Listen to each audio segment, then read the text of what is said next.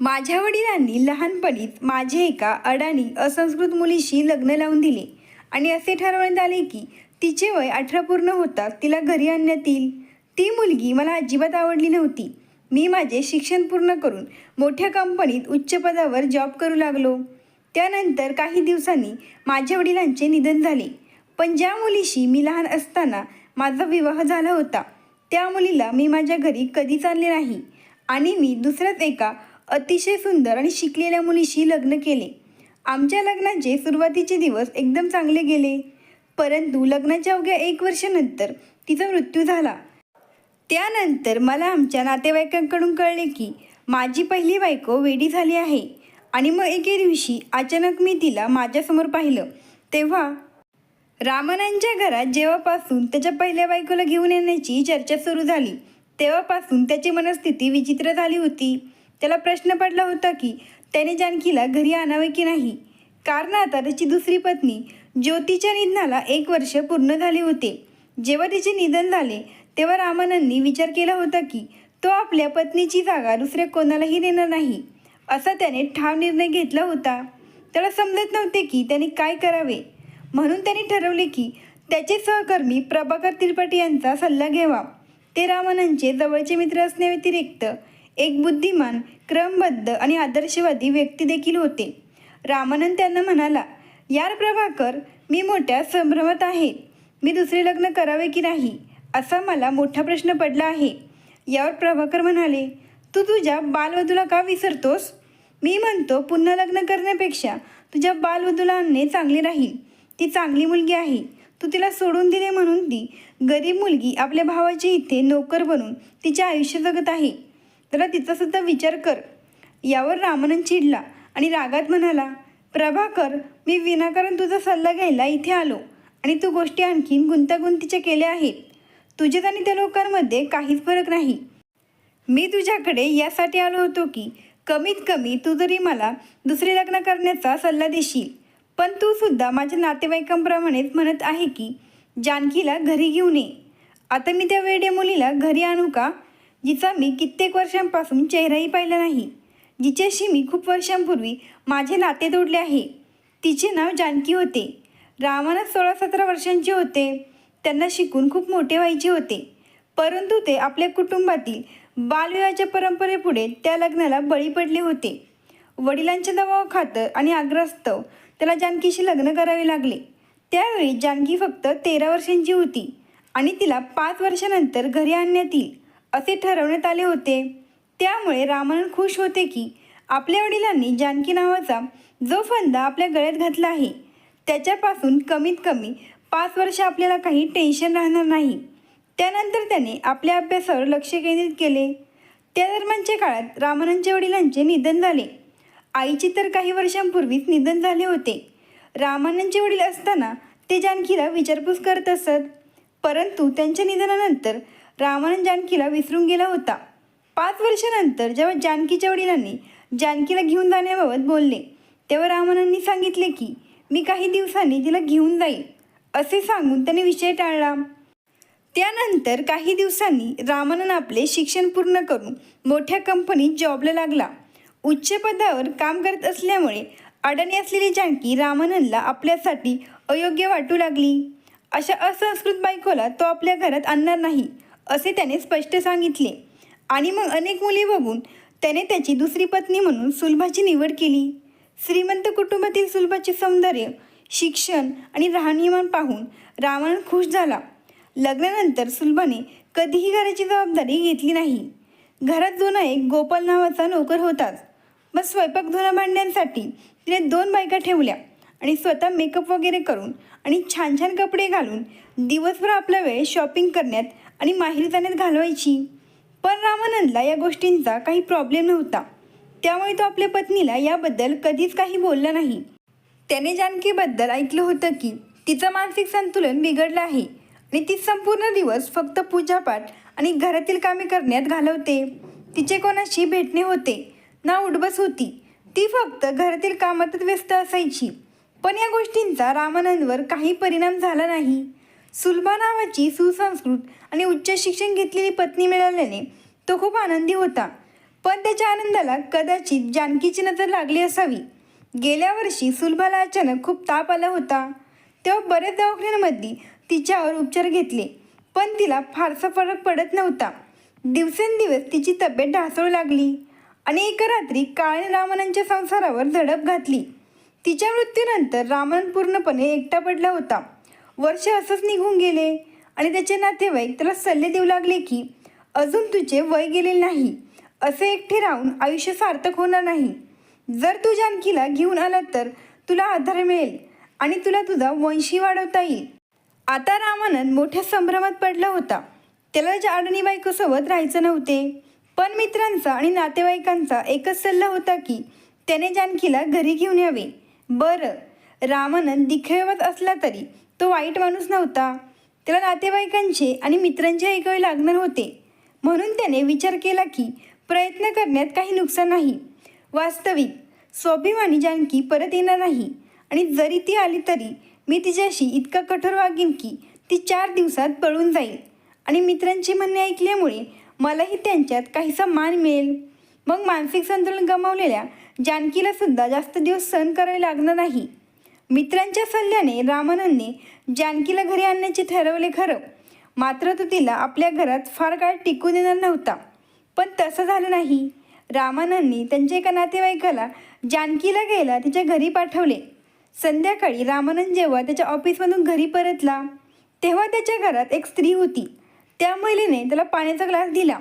ते पाहून रामानंद आश्चर्यचकित झाला. ती रामानंदला म्हणाली, तुमच्यासाठी चहा ठेवू का? तुम्ही नाश्ता वगैरे करणार आहात का? त्या महिलेचा आवाज ऐकून रामानंद सावध झाला. मग ती म्हणाली, मी जानकी आहे, कदाचित तुम्ही मला ओळखले नसावे.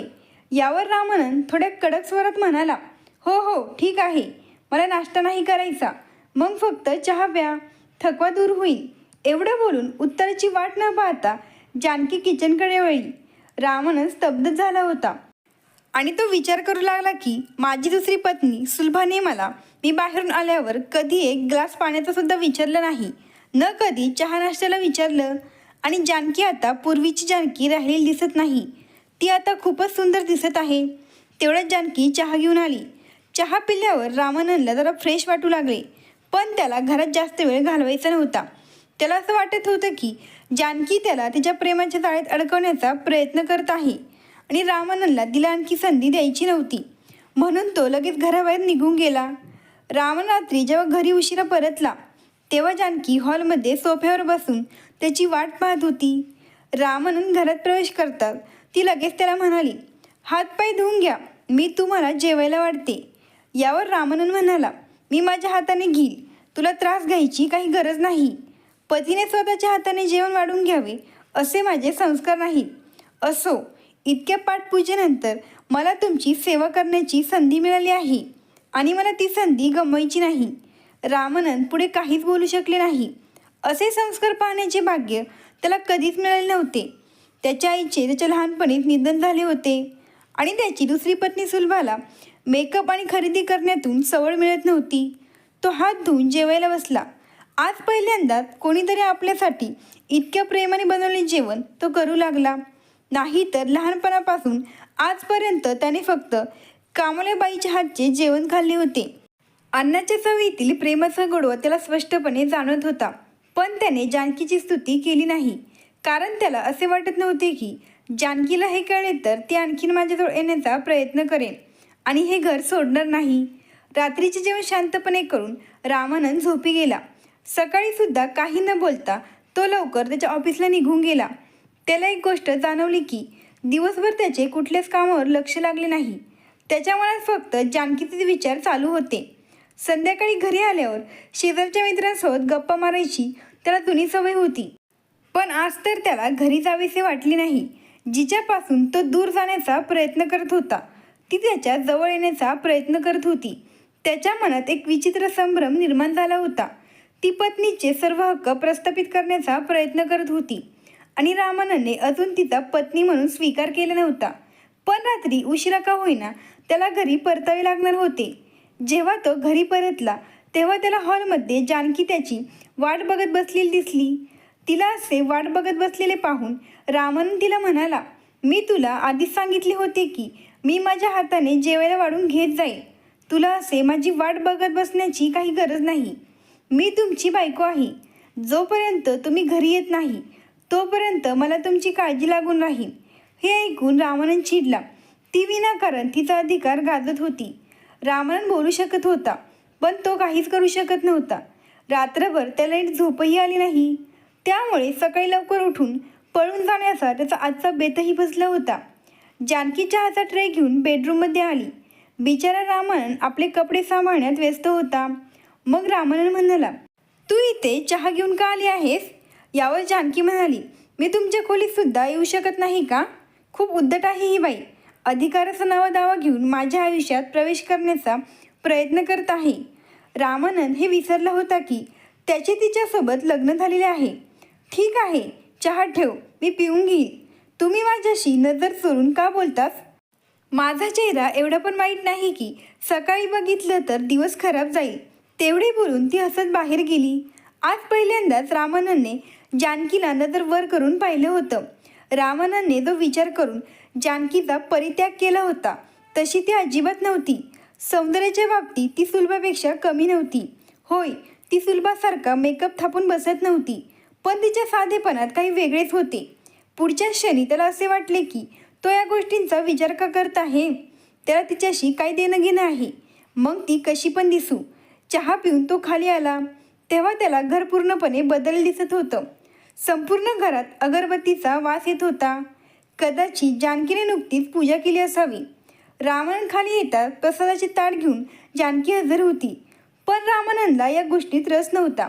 रामानंद जानकीला म्हणाला, मी कधीही देवाची उपासना करत नाही किंवा त्यावर विश्वास ठेवत नाही. माझ्या वडिलांच्या निधनानंतर या घरात कधीच देवपूजा झाली नाही. त्यामुळे तुझी ही नाटकं इथे चालणार नाही आणि तुझ्या इच्छेनुसार हे घर चालवण्याचा प्रयत्न करणं बंद कर, म्हणजे बरे होईल. रामानंदनी हे मुद्दाम अत्यंत कठोरपणे बोलून दाखवलं होतं, पण त्याला जानकी चेहऱ्यावर याचे कसलेच हावभाव दिसून आले नाही आणि ती म्हणत होती की मी घर माझ्या पद्धतीने चालवण्याचा प्रयत्न करत नाही. होय, पण मी या घरात असल्याने मी माझ्या पूजेचे नियम बदलणार नाही. वर्षानुवर्षाच्या उपासनेनंतरच मला तुम्ही भेटले आहात. आता मी देवपूजा सोडली तर देव समजेल की मी स्वार्थी आहे. रामानंद पुन्हा आश्चर्यचकित झाला, कारण कोणत्याही स्त्रीचा जर तिच्या पतीने विनाकारण तिचा त्याग केला असेल तर ती स्त्री त्या पतीसाठी उपवासाने पूजापाठ कशी करू शकते आणि कोणत्या विश्वासाच्या आधारावर? कदाचित जानकी रामानंदचे मन वाचले असावे. मग ती म्हणाली, माझा विश्वास होता की देव माझे वाईट करू शकत नाही आणि जन्मजन्माचे नाते असे तुटू शकत नाही. रामानंद विचार करू लागला की नाही, ही सर्व मूर्खपणाच्या गोष्टी बोलत आहे. मला आपल्या प्रेमाच्या जाळ्यात अडकून आकर्षित करण्याची तिची एक चतुर चाल आहे, पण मी त्यात अडकणार नाही. 1 महिना केव्हा निघून गेला ते रामानंदला कळले सुद्धा नाही, पण या काळात जानकीची उपस्थिती आपल्याला वाईट वाटत नाही हे त्याला जाणू लागले. खरं सांगायचं म्हटले तर घर म्हणजे काय आणि नाती कशी जपली जातात हे जानकी या घरात आल्यावरच रामानंदला कळलं होतं. इच्छा नसतानाही तो तिच्या प्रत्येक शब्दाची आणि प्रत्येक कृतीची सुलभाशी तुलना करायचा आणि या तुलनेत जानकी नेहमी सुलभाला मागे टाकायची. पण त्याला हे जानकीसमोर उघड करायचे नव्हते. तो वेळोवेळी तिला कडू गोष्टी सांगून तिचा अपमान करण्याची एकही संधी सोडत नव्हता. पण जानकी प्रत्येक परिस्थितीत शांत राहिली आणि फक्त मूकपणे आपल्या जबाबदाऱ्या पार पडत गेली. तिने कधीच कोणतीही अपेक्षा केली नाही, ना तिची कसली स्वप्ने होती. कदाचित नवऱ्याच्या घरात जागा मिळाल्यावर तिची सर्व स्वप्ने पूर्ण झाली होती. पण त्याच दरम्यान एक घटना घडली. रामानंद आपल्या बेडरूममध्ये झोपला असताना अचानक अंथरुणावर कोणाचा तरी हात लागल्याचे त्याला जाणवल्याने तो घाबरून जागा झाला. तेव्हा मध्यरात्र झाली होती. हा जानकीचाच हात असल्याचे त्याला जाणवले. मग त्याने ना पुढे पाहिले ना मागे. तो फक्त तिच्यावर चटका लावून म्हणाला, मध्यरात्री असे पुरुषाच्या खोलीत शिरताना तुला लाज वाटली नाही का? आत्तापर्यंत तू जे काही करत आलीस त्याकडे मी दुर्लक्ष करत आलो. तू जबरदस्तीने माझ्या घराचा ताबा घेत होतीस, तरीही मी तुला काही बोललो नाही. पण आता तू माझ्या शरीराचा ताबा घेण्याची योजना बनवत आहे. जर मी तुला माझी पत्नी मानत नाही तर मग तू माझ्या मागे का लागली आहेस? छी, मला तर वाटत होते की तू एक संस्कारी आणि सभ्य स्त्री असेल. आता मात्र जानकीचे डोळे भरून आले होते, पण ती काहीच बोलली नाही. सकाळी रामानंदला जाग आली तेव्हा त्याला वाटले की आज आपल्याला चहा मिळणार नाही, कारण रात्री जानकीला एवढे काही ऐकल्यामुळे ती तोंड फुगून बसली असेल. रामानंद त्याच्या रूममधून बाहेर आला तेव्हा खाली टेबलवर चहा नाश्ता तयार होता, पण रोजच्याप्रमाणे जानकीचा हसता चेहरा त्याला दिसला नाही. तो इकडे तिकडे अस्वस्थपणे बघू लागला. जानकी घरात कुठेच दिसत नव्हती. मग तो विचार करू लागला की कदाचित ती मंदिरात गेली असावी. मी रात्री जानकीला खूप काही बोललो, मी तिला असे बोलायला नको होते. पण पुढच्या क्षणी त्याला वाटले की आता एवढ्या छोट्या छोट्या गोष्टींबद्दल मी तिची माफी का मागावी. त्या दिवशी रामानंद ऑफिसला निघून गेला खरं, पण त्याचे कामावर अजिबात मन लागत नव्हते. जानकीचा अपमान केल्यावर पहिल्यांदाच त्याला इतकं वाईट वाटलं होतं. बराच वेळ विचार केल्यानंतर शेवटी त्याने जानकीला जाऊन सांगायचे ठरवले की माझ्याकडून चूक झाली आहे. रात्री अचानक जाग आल्याच्या भीतीने मी फालतू बोललो, पण आवाज जरा कडक ठेवेन. होय, हे ठीक होईल. कसे बोलावे, काय बोलावे यावर दिवसभरात अनेक वेळा संपूर्ण स्क्रिप्टची रिहर्सल करून संध्याकाळी घरी परतल्यावर रोजच्याप्रमाणे त्याला जानकी हातात पाण्याचा ग्लास घेऊन दिसलीच नाही. त्यामुळे त्याला थोडं अस्वस्थ वाटू लागलं. गेल्या 1.5 महिन्यापासून तो घरी येतात जानकी त्याच्यासाठी पाण्याचा ग्लास घेऊन यायची. तसे तिला बघायची त्याला सवय लागली होती. तेवढ्यात घरातील नोकर गोपाल पाणी घेऊन आला. अरे, तू कधी आलास? मालक, सकाळी जानकीताईंनी मला बोलावून घेतले आणि सांगितले की मी जात आहे. मालकाची काळजी घ्या आणि तुमच्यासाठी त्या एक पत्र सोडून गेले आहेत. ठीक आहे, तू जा आणि माझ्यासाठी 1 कप चहा ठेव. गोपालला पाठवल्यानंतर रामानंद लगेच पत्र वाचू लागला. मी तुला कोणत्या नावाने संबोधू मला समजत नाहीये, म्हणून मी कोणत्याही नावाशिवाय न संबोधता पत्र सुरू करत आहे. मला माहिती आहे की आज माझ्या जाण्याने तुला आनंद होईल आणि मला हे देखील माहीत आहे की पहिल्या दिवसापासून माझे येणे तुला अजिबात आवडले नव्हते. तू मला घरातून बाहेर काढण्याचा प्रयत्न करत होतास. म्हणूनच प्रत्येक संभाषणात तू माझा अपमान करत आला आहेस, जेणेकरून मला वाईट वाटून मी घर सोडून जावे.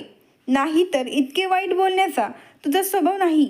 मी तुझा चेहरा पाहताच हे वाचले होते. अगदी पहिला दिवस तू तुझ्या ध्येयात यशस्वी झालात. बरं, माझी काही तक्रार नाही. काही दिवसांसाठी का होईना मला माझ्या पतीची सेवा करण्याची संधी दिल्याबद्दल मी देवाची खूप आभारी आहे. आणि आत्तापर्यंत तू दिलेल्या वागणुकीबद्दल आणि वाईट बोलण्याबद्दल मला कधीच वाईट वाटले नाही. हे दिवस आठवत मी आयुष्य घालवीन. पत्र लिहिण्याचे कारण म्हणजे तक्रार नाही. मला फक्त स्वतःला स्पष्ट करायचे होते. जरी खोटे हे खोटे असले तरी ते सिद्ध करण्याची गरज नाही किंवा मला तशी सवय नाही. खरं तर त्या रात्री मी तुमचे प्रेम मिळवण्याच्या इच्छेने तुमच्या खोलीत आले नव्हते. आपल्या पतीचे प्रेम मिळवण्याचा विचार करण्याची मी ती चूक करूही शकत नाही. खरं तर त्या दिवशी मी स्वयंपाकघरात काम करत असताना पाय घसरून पडले होते.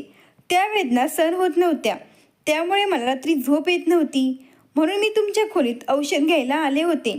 तुम्ही दिवसभर थकले असाल या विचाराने मी तुम्हाला उठवले नाही. विनाकारण तुमच्या झोपेत व्यत्यय का आणायचा या उद्देशाने मी तुम्हाला उठवले नाही. मेडिसिन बॉक्स तुमच्या बेडजवळ होता आणि मी ते घेण्याची चूक केली. नवऱ्याच्या पलंगावर हात ठेवणंही बायकोसाठी एवढा मोठा गुन्हा असू शकतो हे मला माहीत नव्हतं. त्यावेळी तुम्ही जे काही बोललास त्याबद्दल मला वाईट वाटले नाही, पण माझ्या चारित्र्याविरुद्ध काही बोललेले मला सहन होत नाही. म्हणूनच मी जात आहे. गोपालला बोलावून सर्व काही समजावून सांगितले आहे. तो माझ्यापेक्षा तुमची चांगली काळजी घेईल. जानकीचे पत्र वाचताना रामानंदच्या डोळ्यातून अश्रू वाहत होते. कदाचित हे त्याच्या पश्चातापाचे अश्रू होते. नाही, आता तो जानकीला वनवासात पाठवणार नाही आणि जानकीसारखी बायको असताना पुन्हा लग्न करण्याचा प्रश्नच येत नाही. यावेळी तो स्वतः जानकीला आयुष्यभर सोबत ठेवण्यासाठी तिला घ्यायला जाईल. तिच्या उर्वरित आयुष्यासाठी तिला सर्व सन्मान आणि अधिकार दिले जातील ज्याची ती खऱ्या अर्थाने पात्र आहे. आज पहिल्यांदा त्याला जानकीचं महत्त्व कळलं होतं आणि लग्नाचंही. आज तो विचार करत होता की 7 फेऱ्यांचं नातं खरंच खूप मजबूत असते. आपण लाख प्रयत्न केला तरी हे बंधन तुटू शकत नाही. देवाने जानकीची माझी पत्नी म्हणून निवड केली होती. सुलभाशी लग्न करून मी देवाच्या इच्छेविरुद्ध जाण्याचा प्रयत्न केला. कदाचित त्यामुळे देवाने सुलभाला माझ्यापासून दूर नेले. आपल्या कायद्याप्रमाणे देवाच्या कोर्टातही दुसरे लग्न कदाचित कायदेशीर मानले जात नाही. पण आता सर्व चुका सुधारण्याची संधी चालून आली आहे. तर मग यात व्यत्यय कशाला आणायचा? हा विचार करून दुसऱ्या दिवशी सकाळी तो स्वतः जानकीला घेऊन येण्यासाठी निघाला. जो आज त्याच्या चेहऱ्यावर आनंद आणि उत्साह होता तो सुलभासोबतच्या लग्नाच्या वेळीही त्याच्या चेहऱ्यावर दिसत नव्हता. तो जानकीच्या घरी गेला तेव्हा त्याने तिची आणि तिच्या वडिलांची माफी मागितली आणि तिला म्हणाला, चल जानकी, आपल्या घरी चल. मी तुला आजपर्यंत खूप त्रास दिला आहे आणि तू खूप सहन केलेस, यापुढे नाही. मग जानकी म्हणाली, बघ, माझ्या देवाने माझी विनंती ऐकली. असे म्हणतात ना, भगवान के यहाँ देर है पर अंधेर नहीं. जानकी आज खूप खुश होती. त्यानंतर ते दोघे आपल्या घरी आले आणि सुखाने आपला संसार करू लागले. तर मित्रांनो, तुम्हाला ही कथा कशी वाटली? आवडल्यास लगेच सबस्क्राईब करा.